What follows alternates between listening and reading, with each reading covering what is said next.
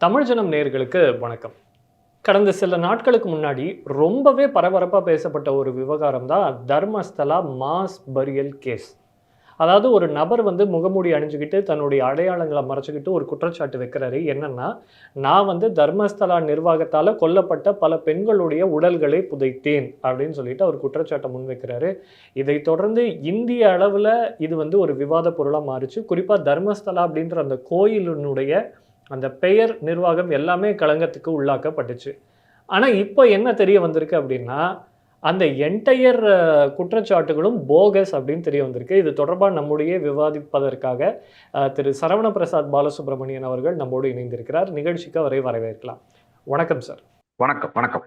தர்மஸ்தலா நிர்வாகத்து மேல முன்வைக்கப்பட்ட குற்றச்சாட்டு பொய் அப்டின்னு நிரூபிக்கப்பட்டிருக்கு. இந்த விவகாரத்த நீங்க எப்படி பார்க்குறீங்க? இல்ல முக்கியமா பாத்தீங்கன்னா, தர்மஸ்தலா மேல வந்து குற்றச்சாட்டு வைக்கிறதுக்கு முன்னாடியே இது வந்து ஒரு பேட்டர்ன் நீங்க ஃபுல்லா பார்க்கணும். ஒரு there is a pattern here. வரிசையா நீங்க வந்து பாத்தீங்கன்னா, ஒரு இயக்கங்கள் மீதோ இல்ல ஒரு தலைவர்கள் மீதோ வந்து குற்றச்சாட்டு வச்சுக்கிட்டே வர்றானுங்க. உங்களுக்கே தெரியும், ஈஷா மேல குற்றச்சாட்டு வச்சாங்க, ஸ்ரீ ஸ்ரீ ரவிசங்கர் மேல வச்சாங்க, மாதா அந்தமா மேல வச்சாங்க. அந்த மாதிரி வரிசையா வச்சுக்கிட்டே வராங்க. ஒரு இது ஒரு குற்றச்சாட்டு வைக்கிறது, அது வந்து அது ஃபெயிலியர் ஆகுறது, அது வந்து. பட் இவங்களுடைய ஐடியா வந்து என்னன்னு பாத்தீங்கன்னா, they wanted to break the ஒரு ட்ரஸ்ட்டை வந்து உடைக்கணும். அதாவது நீங்க வந்து தர்மஸ்தலானா அப்படின்னா என்ன நினைச்சிருக்கீங்க? அது வந்து ஒரு மஞ்சுநாதா கோயில், ஒரு சிவன் ஸ்தலம். அது வந்து அது அந்த அளவுக்கு அவங்க வந்து பின்னாடி அந்த இருக்கிறவங்க எல்லாருமே அதை அவ்வளவு ஃபாலோ பண்றாங்க அப்படின்னு தெரியும். இந்த இந்த ஒரு பர்டிகுலர் கேஸ் நீங்க பாத்தீங்கன்னா, 2 வருஷத்துக்கு முன்னாடியே இத பத்தி வந்து அவங்க பிளான் பண்ண விஷயம் அவன் வந்து இப்போ வந்து விசாரணையில சொல்லியிருக்கான். 2 வருஷத்துக்கு முன்னாடியே இது போல ஒரு சர்ச்சையை கிளப்பி, இது போல ஒரு பிரச்சனையை வந்து அவன் கிளப்பி இது பத்தி பேசணும் அப்படின்றத அவனுக்கு ட்ரைனிங் கொடுக்கப்பட்டிருக்காங்க. அந்த ட்ரைனிங் கொடுத்தது யாரு, என்ன ஏதுன்றது இனிமேதான் விசாரணையில வரைய வரும். பட் இதுல வந்து ஆளும் கர்நாடக அரசு, காங்கிரஸ் அரசு எந்த அளவுக்கு உண்மையா இருக்கும்னு நமக்கு தெரியாது. இவ்வளவு கட்டுப்பாடுகளையும் மீறி ஒருத்தன் சொன்ன பொய்யினால நீங்க வந்து ஒரு ஸ்பெஷல் இன்வெஸ்டிகேஷன் டீம், எஸ்ஐடி டீமை ஃபார்ம் பண்ணி அதுல வந்து 2 எஸ்பிக்களை போட்டு, இத்தனை போலீஸ்காரர்களை போட்டு கிட்டத்தட்ட 21 நாட்கள் இந்த விசாரணையில 17 இடத்துல தோண்டி இருக்கிறீங்க. காங்கிரஸ் அரசாங்கம் எவ்வளவு வரி பணத்தை வேஸ்ட் பண்ணிருக்காங்க பாருங்க. ஏன்னா இதோடைய முகாந்திரம் எந்த அளவுக்கு உண்மைன்றதை கவனிக்கவே இல்லை. அவங்க செக்ஷன் வந்து வீக் ஆகுது அப்படின்னு தெரியுது. இந்த பையன் சொன்ன இடத்துல எங்கேயுமே டெட் பாடி கிடைக்கல, எந்த எலும்பும் கிடைக்கல, அவன் சொல்ற இடத்துல எல்லாம் போய் தோன்றாங்க, கிடைக்கலன்னு இருக்கும்போது திடீர்னு வந்து ஒரு லேடி வந்து உள்ள வந்து என்ன சொல்றா, என் பொண்ணை வந்து காணாம போயிட்டா அப்படின்னு சொல்லி ஒரு லேடி அனானியா பட்டன் சொல்லி ஒரு பொண்ணு காணாம போயிட்டான்னு சொல்லி ஒரு கம்ப்ளைண்ட் பண்றாங்க. சோ அதாவது அவங்க என்ன பண்றாங்கன்னா, அவங்களுடைய பிரச்சனைக்கு வலு சேர்க்கிறாங்க. அவங்க கொண்டு வந்த ஒரு பொய்யான பிரச்சாரத்துக்கு வலு சேர்க்கிறாங்க. இப்ப அதுவும் உடஞ்சு போச்சு. அந்த லேடியும் வந்து என்ன சொல்லிருக்கு, எங்களுக்கு வந்து தர்மஸ்தலால வந்து எங்க அப்பா வந்து ஒரு சொத்து எழுதி கொடுத்துட்டாரு, அந்த சொத்து எழுதி அந்த சொத்தோடைய பிரச்சனைனால நான் வந்து இந்த மாதிரி ஒரு பொய்ய சொல்லிட்டேன், எனக்கு அந்த மாதிரி ஒரு பொண்ணே இல்லை அப்படின்னு சொல்லிட்டாங்க. இத்தனை நாளாக நீங்க எத்தனையோ வழக்குகளை பார்த்திருப்பீங்க. உங்களுடைய இதுல வந்து எத்தனையோ வழக்குகளை பார்த்திருப்பீங்க. எத்தனையோ பேர் வந்து பெரிய பெரிய குற்றச்சாட்டுகளை சொன்னவங்க எல்லாம் பார்த்திருப்பீங்க. நம்மளும் பார்த்திருக்கோம். அந்த குற்றச்சாட்டுகளை உடையிறது, உடையாம இருக்கிறது, அதெல்லாம் வேற விஷயம். அது விசாரணைக்கு போகும், அது கூட எல்லாம் போகும். எங்கேயாவது குற்றச்சாட்டு வைத்த ஒரு சில மணி நேரங்களில் விட்னஸ் ப்ரொடெக்ஷன் ப்ரோக்ராம்ல ஒருத்தர் நீங்க வச்சு காப்பாற்ற பார்த்திருக்கீங்களா? யாராவது ஒருத்தர் நீங்க போய் ஒரு போலீஸ் ஸ்டேஷன் கம்ப்ளைண்ட் கொடுக்குறீங்க, ஒரு பெரிய ஆள் மேல கம்ப்ளைண்ட் கொடுக்குறீங்க. அடுத்த 1 மணி நேரத்துல உங்களை வந்து விட்னஸ் ப்ரொடெக்ஷன் ப்ரோக்ராம்ல ஒருத்தர் போடுறாங்க அப்படின்னா, இது எந்த அளவுக்கு பின்பக்கத்தில் நரேட்டிவ் ஒர்க் பண்ணிருக்கு நீங்க பாருங்க. காங்கிரஸ் அரசாங்கம் எவ்வளவு ஒர்க் பண்ணுங்க. ஏன்னா அடுத்த ஒரு மணி நேரத்துல இந்த கம்ப்ளைண்ட் பண்ண இந்த சின்னையா அப்படின்ற ஆளை விட்னஸ் ப்ரொடெக்ஷன் ப்ரோக்ராம்ல போடுறாங்க. அவருக்கு வந்து துப்பாக்கி ஏந்திய போலீசார் பாதுகாப்பு. கடைசியில வந்து இவன் பொய் சொல்றான்னு தெரிஞ்சப்பறம் தான் அந்த விட்னஸ் ப்ரொடெக்ஷன் ப்ரோக்ராமை கேன்சல் பண்ணி அவனை வெளியில கொண்டு வந்து விசாரிச்சப்பதான் அவர் வந்து சொன்னது முழுக்க பொய்ன்னு தெரிய வந்திருக்கு. இது வந்து ஒரு கட்டமைப்பு தான். இந்த கட்டமைப்பு நிறைய நடக்கும். இன்ஃபேக்ட் வந்து நீங்க ஸ்ட்ரிங்ஸ்னு ஒரு சேனல் இருக்கு. அது இன்ஃபேக்ட் யூடியூப் எல்லாம் பிளாக் எல்லாம் பண்ண, உங்களுக்கு கேள்விப்பட்டிருப்பீங்க இந்த சேனலை பத்தி. அந்த பையன் வந்து இப்ப இல்ல, பல வருஷம் முன்னாடியே சொன்னா, இது போல இந்து ஸ்தாபனங்கள், இந்து நிறுவனங்கள், இது போல தலைவர்கள் எல்லாமே வந்து இந்து தலைவர்கள், முக்கியமா வந்து இந்த சாமியார்கள், இவங்க எல்லாருமே தாக்குதலுக்கு உள்ளாவாங்க. அவர்கள் மேல இருக்கிற நம்பிக்கையை சிதைப்பதற்கு ஒரு பெரிய கூட்டமே வேலை செய்யும் சொல்லி அந்த பையன் சொல்லியிருந்தான். இவங்களால முடிஞ்சது என்னன்னா, அவனுடைய யூடியூப் சேனல்ல பர்மனண்டா பிளாக் பண்ணாங்க. அது மட்டும் தான் அவங்களால முடிஞ்சது. பட் இது தொடர்ந்து நடக்கும். இது நம்ம தான் கொஞ்சம் விழிப்புணர்வோட இருந்து கரெக்டா பார்க்கணும். இல்ல, இப்போ நீங்க சொன்னதுல இருந்து நமக்கு என்ன புரியுது அப்படின்னு சொன்னா, இது வந்து ஒரு திட்டமிட்ட சதி அப்படின்றது நமக்கு புரியுது. ஆனா நமக்கு என்ன கேள்வி எழுதுன்னா, இப்ப ஈஷாவோ, மாதா அமிர்தானந்தமயி, ஸ்ரீ ஸ்ரீ ரவிசங்கர் இவங்கெல்லாம் ஒரு இண்டிவிஜுவல்ஸ். இவங்கெல்லாம் வந்து ஒரு ஆர்கனைசேஷன் நடத்திக்கிட்டு இருக்காங்க. அது மேல குற்றச்சாட்டுகள் எழும்புது அப்படின்றத நம்ம பார்க்கிறோம். ஆனா தர்மஸ்தலா அப்படின்றது ஒரு ஆர்கனைசேஷன் கிடையாது. ஐ மீன் அந்த நியோ ஹிந்து ஆர்கனைசேஷன் கிடையாது. மாறா அது வந்து பல நூற்றாண்டுகள் பாரம்பரியம் கொண்ட ஒரு கோயில். அந்த கோயில் நிர்வாகத்தை ஏன் டார்கெட் பண்ணணும் அப்படின்ற கேள்வி எழும்புது இல்லையா?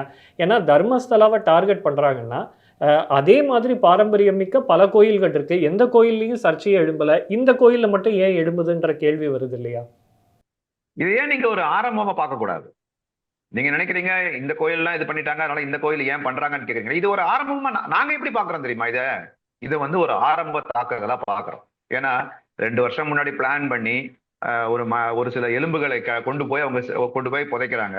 நீங்க ப்ராப்பரா ஒரு எலும்பு புதைச்சீங்கன்னா இன்னைக்கு இருக்கிற அட்வான்ஸ் டெக்னாலஜி இந்த டிஎன்ஏ மூலியமா அது யாரு எங்கிருந்து புதைக்கப்பட்டதுன்னு சொல்லி கண்டுபிடிச்சிடலாம். அதாவது ஒரு யாருடைய டெட் பாடின்னு கண்டுபிடிக்கிறது ரொம்ப ஈஸியான சான்சஸ் இருக்கு. ஏன்னா டிஎன்ஏ அனாலிசிஸ் பண்ணிடுறாங்க. அப்படி டிஎன்ஏ அனாலிசிஸ்ல மாட்டக்கூடாதுன்னு சொல்லி 2 எலும்பு கூட 2 மண்டை ஓட்ட ஒன்னா ஒட்டி கொண்டு போய் புதைச்சிருக்காங்க. அந்த ரிப்போர்ட் நிறைய இதுல வீடியோஸ்ல வரவே இல்லை.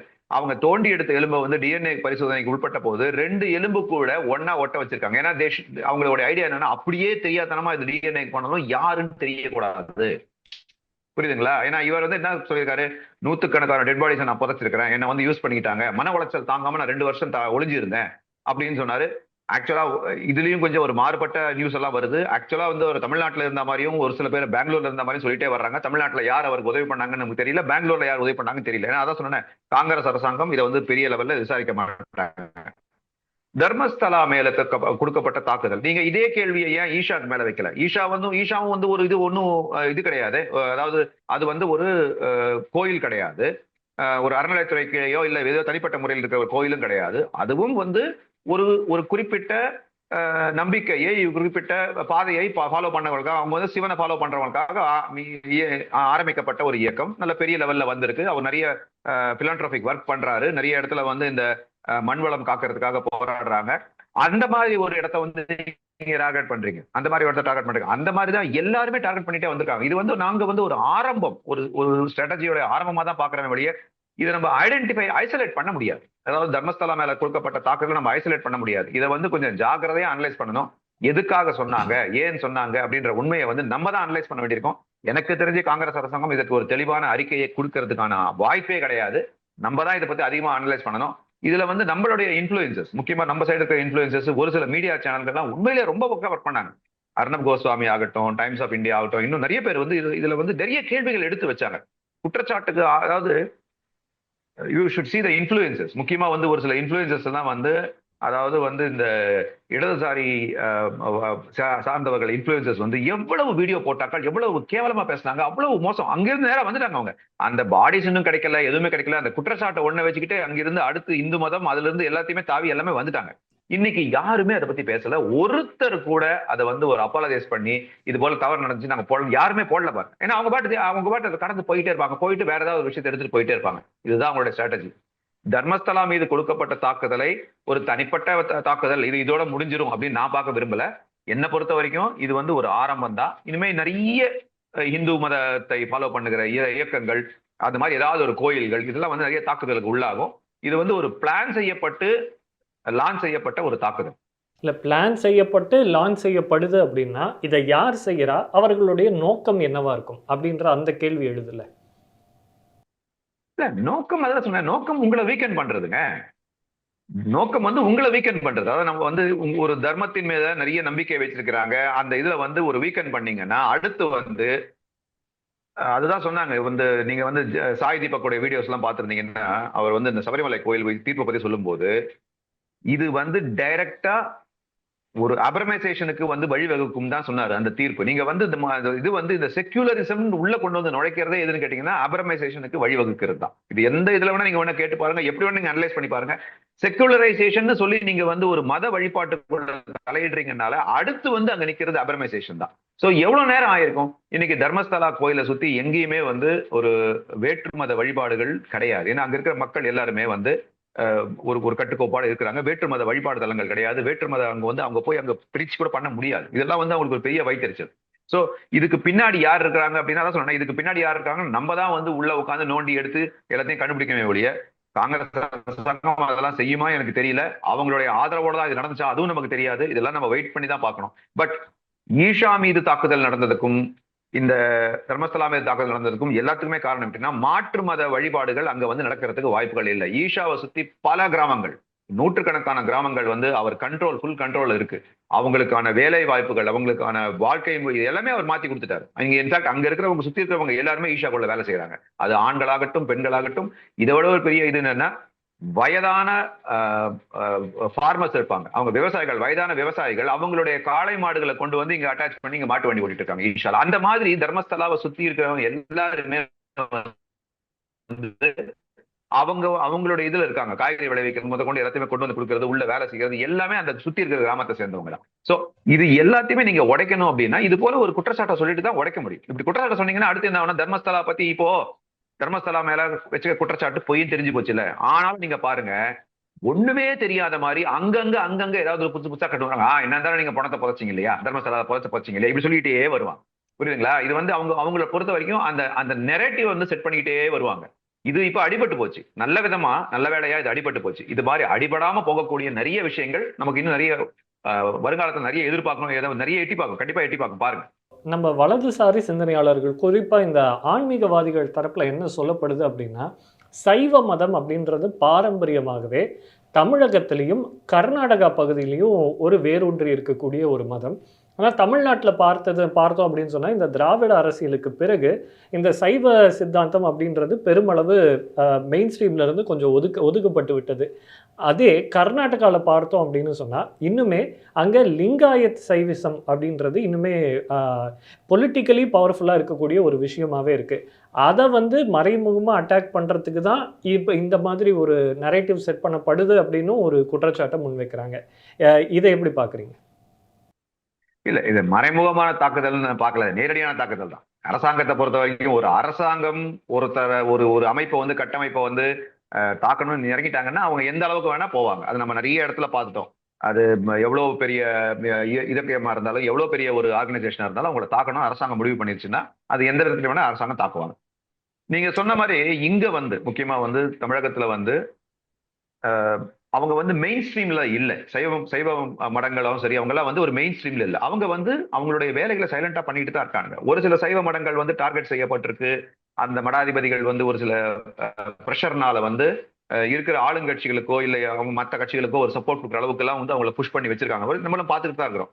ஒரு பக்கம் வந்து ஒரு மாநாடு நடத்தி அந்த சைவர்களுடைய சைவ மாநாடுகளை நடத்தும் போது, இன்னொரு பக்கம் வந்து அரசாங்கம் வந்து உள்ள நுழைஞ்சி மத்த அவங்களுக்கு சம்பந்தப்பட்ட சைவங்களை கூட்டு வந்து அங்க வந்து அரசாங்கத்தை பாராட்டி, அறநிலையத்துறையை பாராட்டி அப்படி நடக்கிறது நடந்துட்டு இருக்கு. தமிழ்நாட்டை பொறுத்த வரைக்கும் சைவம் அந்த மதங்கள் வந்து கொஞ்சம் அமைக்கி வாசிக்குன்னு தான் நம்ம சொல்ல முடியும். அவங்களுக்கான சுதந்திரத்தான இடம் வந்து கிடைச்சிருச்சுன்னா, அவங்களுக்கு ஒரு சாதகமான ஒரு ஆட்சி கிடைச்சிருச்சுன்னா கண்டிப்பா அவங்க வெளியே வருவாங்க. பட் கர்நாடகால அந்த அவங்க வந்து ரொம்ப பவர்ஃபுல்.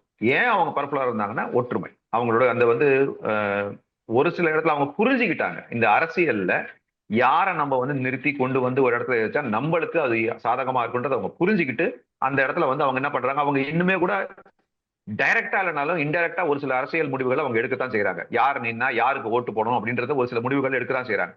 இன்னைக்கு பல மத தலங்கள்ல வந்து நீங்க பாத்தீங்கன்னா இன்னாருக்கு ஓட்டு போடுங்கன்னு அவங்க பகிரங்கமா அனௌன்ஸ் பண்றாங்க. அவங்க அந்த மேலும் பவர்ஃபுல் ஆயிடக்கூடாது அப்படின்றதுக்காகத்தான் லிங்காயத்துன்றது தனி மதம்னு இதே சித்தராமையா அறிவிச்சாரோ? அவர் வந்து ஒரு எவ்வளவு பெரிய ஒரு வித்தையை காமிச்சார் அந்த எலெக்ஷன்ல, உங்களுக்கே தெரியும். அது அவர் வந்து லிங்காயத்து ஒரு தனி கம்யூனிட்டின்னு சொல்லி, அதான் சொன்னேன். ஒரு ஒரு ஒரு ஒரு இனம் வந்து இதுவா இருக்குது அப்படின்னா, ரொம்ப வந்து நெருக்கமா இருக்குது, ரொம்ப ஸ்ட்ராங்கா இருக்கு அப்படின்னா, அதுக்கு குறுக்குல ஒரு கோடை போட்டு பிரிக்கிறது தான் வந்து பச்சையா சொல்லணும்னா நம்ம திராவிட கல்ச்சர் தான். ஏதாவது ஒரு பிரச்சனைனா உள்ள நேரம் ஒரு குறுக்குல போட்டுருவாங்க. ஏன்னா இவங்களை பொறுத்த வரைக்கும் வாவு சிதம்பரனார் பிள்ளை என்றதை போடுறதுல வாவு சிதம்பரனார், சிதம்பரம் கூட வாவு சிதம்பரம் போடுறாங்க போஸ்டர்ல அவருக்கு ஒரு விழா எடுக்கும் போது.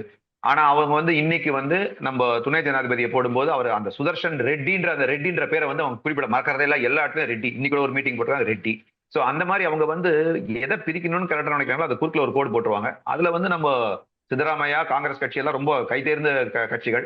அதனாலதான் வந்து அவங்க என்ன பண்ணாங்க, ஒரு கம்யூனிட்டி ஸ்ட்ராங்காவா எப்பவுமே விட மாட்டாங்க. ஞாபகம் வச்சுங்க, ஒரு கம்யூனிட்டி ஸ்ட்ராங் ஆச்சுனாலே அவங்க முதல்ல வந்து இந்து கம்யூனிட்டி அதை ஸ்ட்ராங்கா விடவே மாட்டாங்க. நீங்க ஒற்றுமைனா உடனே உள்ளுக்குள்ள அவங்க என்னென்ன பிரச்சனையை பண்ண முடியுமோ பண்ணுவாங்க. ஆனா கர்நாடகாவை பொறுத்த வரைக்கும் இந்த Lingayat community very very strong. ரொம்ப ரொம்ப ஒரு எதையுமே வந்து அவங்களுக்கு தேவையான விஷயங்களை நேரடியா பேசி வாங்கக்கூடிய அளவுல ஒரு நல்ல பவர்ஃபுல்லா இருக்காங்க. யாருமே அவங்களை பகச்சிக்கவும் மாட்டாங்க. இன்ஃபேக்ட் பாத்தீங்கன்னா இந்த லிங்காயத் சைவ மடங்கள் இருக்கு இல்லையா, அதை வந்து யாருமே எதிர்த்து பேசவும் மாட்டாங்க. அந்த ஒரு பயம் இருக்கும். எப்படி உடைக்கிறது அப்படின்னு பார்க்கும்போது இது போல வந்து ஒரு கேவலமான ஒரு சில திட்டங்களை தீட்டி அவங்களுக்கு உள்ள வந்து ஒரு குறுக்கால ஒரு கோடை போட்டு இது பண்ணிட்டீங்கன்னு வச்சுங்களேன், அடுத்து வர தேர்தலில் வந்து அவங்களால வந்து இது பண்ண முடியாது இல்ல, உங்களுடைய கிரெடிபிலிட்டி அதை வந்து அவங்க வந்து உங்களுடைய உண்மைத்தன்மையை வந்து அவங்க உடைச்சிட்டாங்க அப்படின்னு அவங்க நினைச்சிட்டு இருக்காங்க. அது இல்ல, பட் அதே சமயம் இன்னைக்கு கூட பாத்தீங்கன்னா இந்து மக்கள் எல்லாருமே வந்து ஒரு பெரிய காவி படையே வந்து தர்மஸ்தலா வாசல்ல கூடி பெரிய அளவில் அவங்களுக்கு சப்போர்ட் பண்ணியிருக்காங்க. இன்ஃபேக்ட் பல வீடியோக்கள் வைரல் ஆகிட்டு இருக்கு. இன்ஃபேக்ட் நிறைய பேர், ஒரு ஆயிரக்கணக்கான பேர் வந்து அங்க போய் சப்போர்ட் பண்ணிருக்க இது பண்ணிருக்காங்க. அவங்க எல்லாருமே வெயிட் பண்ணது எதுக்குன்னா இதுக்கான ரிசல்ட் வெளியில வரட்டும். அவங்களுக்கும் தெரியும் இது போல ஒரு எந்த வித கேவலமான நிகழ்ச்சி நடக்கல, அதனால ரிசல்ட்டுக்காக வெயிட் பண்ணிருந்தாங்க. ரிசல்ட் வெளியே வந்துருச்சு, அதை போய் அவங்களும் கொண்டாடி இருக்காங்க. மெயின் இது வந்து என்னன்னா ஒரு கம்யூனிட்டி ஸ்ட்ராங் ஆகிறதுக்கு காங்கிரஸ் எந்த காரணத்தை கொண்டு ஒத்துக்காது. இப்போ நம்ம பார்த்தோம் அப்படின்னு சொன்னால், இதே இந்த தர்மஸ்தலா விவகாரத்தில் இப்போ அந்த கம்ப்ளைண்ட் கொடுத்த நபர் அந்த கம்ப்ளைண்ட்டை மையப்படுத்தி இந்த விஷயத்தை பூதாகரமாக்குனதுல குறிப்பிட்ட சில மீடியாக்களுக்கு முக்கிய பங்கு இருக்குது. அந்த மீடியாக்கள் மேலே ஏதாவது நடவடிக்கை எடுக்கப்பட வாய்ப்பு இருக்கா இந்து அமைப்புகள் சார்பில்? அப்படி எனக்கு தெரிஞ்சு அப்படி இல்லையே. ரஃபேல் ஊழல் பத்தி ராகுல் காந்தி பேசின உடனே ஒரு சில மீடியாக்கள் இங்க எழுதின ஆர்டிகல் நியூயார்க் டைம்ஸ்லயும் மற்ற இடத்துலயும் பப்ளிஷ் ஆச்சு. ஹிண்டன்பர்க் ரிப்போர்ட் பத்தி ஒரு தப்பான ஒரு ரிப்போர்ட்டை கொடுத்தாங்க. ஹிண்டன்பர்க் ரிப்போர்ட்டை எடுத்துக்கிட்டு மறுபடியும் எல்லா இடத்துலயும் எழுதுனாங்க. எந்த பத்திரிகையாளரை நம்ம தண்டிச்சிருக்கிறோம்? இன்னைக்கு வந்து அசாம் மாநிலம் வந்து 2 பத்திரிகையாளர் மேல கேஸ் போட்டிருக்கு. எவ்வளவு குதி குச்சிட்டு இருக்கிறாங்க எல்லாரும், என்னமோ சுதந்திரம் பறி போய் விட்டது, பத்திரிகை சுதந்திரமே இல்லை, பாசிச அரசுன்னு சொல்லி குச்சிட்டு இருக்காங்களா இல்லையா? அபிசார் சர்மா எல்லாருக்குமே தெரியும், இஸ் டைரக்ட்லி சைனீஸ் ஃபண்டடு. அவர் வந்து அசாம்ல நடக்கிற எஸ்ஐஆர் பத்தியோ இல்ல வந்து மத்த இல்லீகல் என்க்ரோச்மெண்ட் பத்தி கேவலமா எழுதியிருக்காரு. ரவீஷ்குமார் இவங்க வந்து என்ன பண்றாங்க இப்போ, அப்படியே வந்து உடனடியாக அவங்களுக்கு அப்படி ஒரு ஆதரவு வருது அந்த சைட்ல இருந்து. எல்லா பத்திரிகையாளரும் அர்ஃபா கானும் ஆகட்டும் இல்ல யாராகட்டும் எல்லாருமே வந்து அப்படியே உழுந்து புரண்டு எழுதிட்டு இருக்காங்க. எந்த பத்திரிகையாளரையும் நம்ம வந்து அந்த மாதிரி தண்டிச்சிருக்கிறோம்? அதுக்கு நம்ம சட்டத்திட்டங்கள் வழி கொடுத்தாலுமே ஒரு 4வது தூண் என்று சொல்லக்கூடிய ஒரு சில இந்த பத்திரிகையாளர் இருக்காங்க இல்லையா, அவங்க வந்து எல்லாருமே வந்து ஒரு சரியான ஆட்கள் கிடையாது இல்லையா. கிட்டத்தட்ட ஒரு மாஃபியா மாதிரி தானே ஒர்க் பண்றாங்க. நாங்க சொல்றதா நீங்க இது பண்ணணும் அப்படின்ற மாதிரி, அவங்க எழுதுறதா நியூஸ், நாங்க கொடுக்கறதா ரிப்போர்ட்ன்ற மாதிரி இருக்காங்க இல்லையா. இது காலப்போக்கில் தான் எனக்கு தெரிஞ்சு எந்த பத்திரிகையாளரும் இந்த தவறான செய்தியை கொண்டு போனோம். இது எப்படி சொல்லுவாங்க, எங்களுக்கு வந்த செய்தியை நாங்க கொண்டு போனோம் அவ்வளவுதான். பட் அதை ப்ரொபகேட் பண்ணி பேசுறது இதெல்லாம் பத்தி யாருமே பேச மாட்டாங்க. அப்படி பாத்தீங்கன்னா எத்தனை பத்திரிகையாளர்கள் இன்னைக்கு ஜெயில இருக்கணும்.